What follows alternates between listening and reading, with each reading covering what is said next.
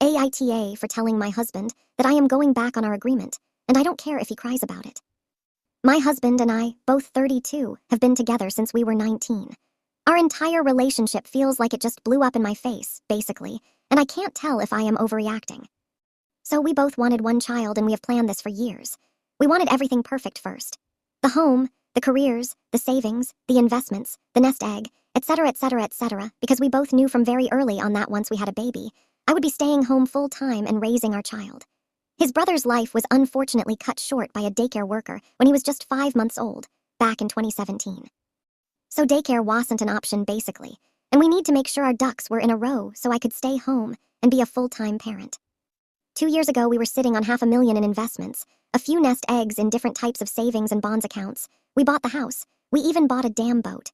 Everything we planned for fell into place finally, and we started trying for a baby.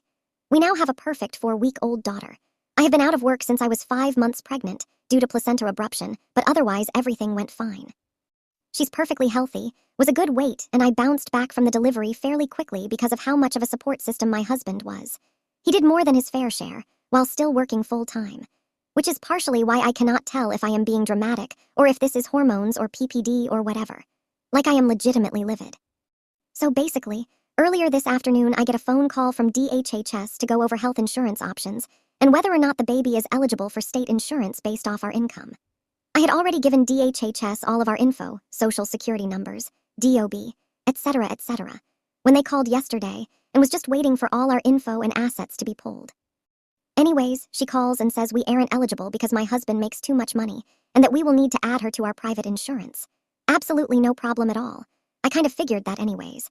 But then she offhandedly mentions that my husband is making $10,920 monthly gross, and that the cutoff for state insurance is $7,830 monthly gross. Well, here's the issue.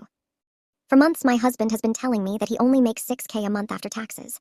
So I get off the phone and I log into my husband's computer, and into his banking, and sure enough, his monthly take-home is bordering around $8,500. He is transferring everything over $6,000 into an account I didn't even know existed.